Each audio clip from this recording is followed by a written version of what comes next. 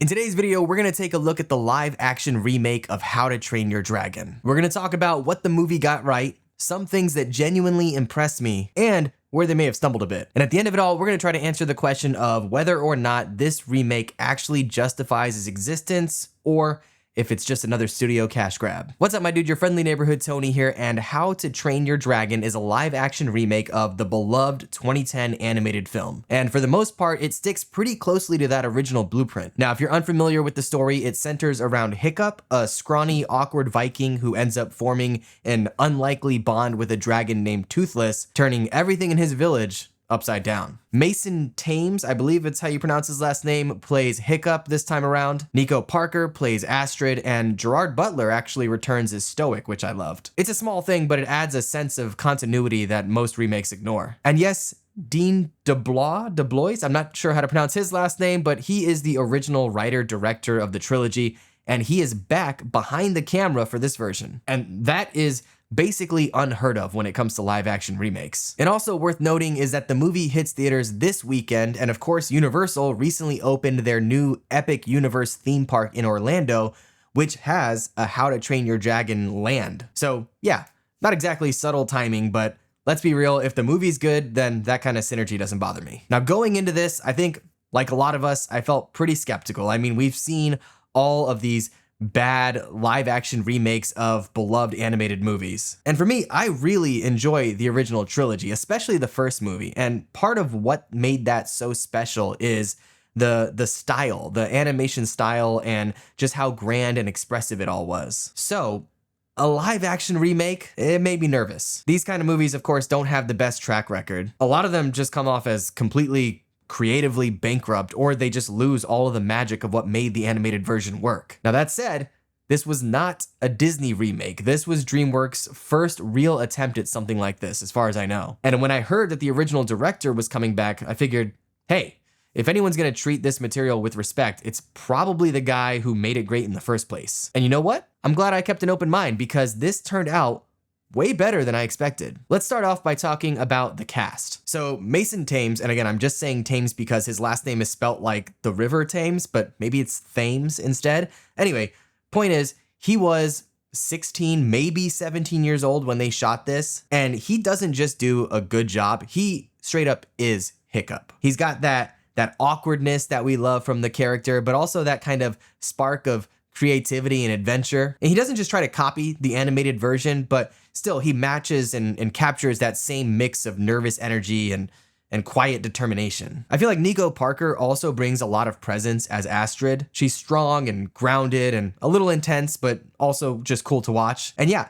in case you didn't know, fun fact, did you know that Nico Parker is Thandie Newton's daughter? I just recently looked it up, but yeah, you can absolutely see it. And although I think I prefer Astrid in the animated movie, she still does a really good job here. Now, Gerard Butler clearly hasn't missed a step. He is absolutely eating up the scenery in the best possible way. He gives his character weight, both physically and emotionally, and I really feel like they nailed the casting with bringing him back to portray his role in a live action version. You also have Julian Dennison, who plays Fish Legs, and he's an actor that I love seeing. He was in one of Taika Waititi's earlier works and also was in Deadpool 2, I believe. But his comedic timing is absolutely perfect. It's super sharp, and he also brings a lot of heart to his role. He might honestly be the most fun performance in the whole thing. Visually as well, there's a lot to love. The flying scenes are just as exhilarating in live action as they were in animation. And seeing Hiccup and Toothless soar through the clouds, it absolutely still works. It's fun, it's freeing, and it looks fantastic on the big screen. And the tone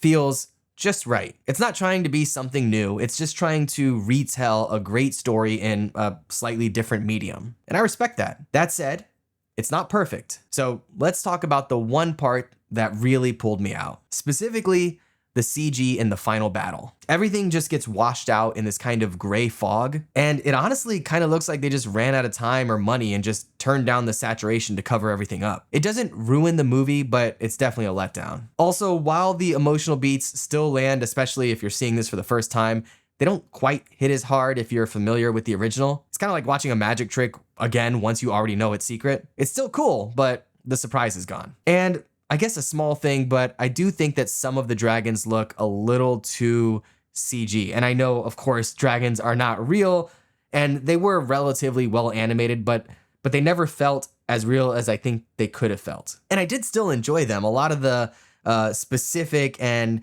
unique and fun, quirky dragons that they have in the animated movie make an appearance here, and it's really enjoyable. But they did pull me out a little bit in moments here and there. So, who is this movie for? I think, honestly, kids are going to absolutely love it, just like they did with the original. The screening I went to had a ton of families and young kids in the audience, and they were absolutely into it. They were clapping and laughing and even cheering at the end. It was really a blast just to watch them react. If you're a fan of the original trilogy, especially the first movie, there's plenty here for you to enjoy as well. It doesn't replace the original, but it doesn't tarnish it either. And if you're heading to that new Universal park anytime soon, first off, I'm jealous. And second off, this is only going to get you more hyped for the How to Train Your Dragon land. And hey, I've mentioned the original trilogy a lot here, and if you haven't picked those up on 4K Blu-ray just yet, I absolutely recommend it. The visuals totally hold up beautifully, and the surround sound and the flying sequences and battles is so good. I'll drop some links in the description box below for some of the best deals on the Blu-rays if you want to check that out. So yeah, How to Train Your Dragon 2025 is one of the better live-action remakes I've seen in a while. It's not going to blow you away, it doesn't try to reinvent the story or make a bold new statement, but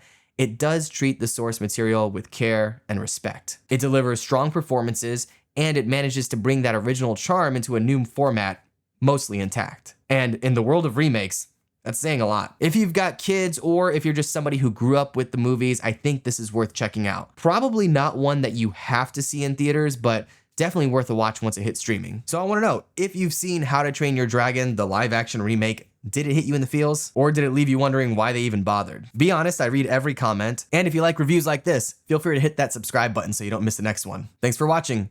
I'll catch you next time. Be good.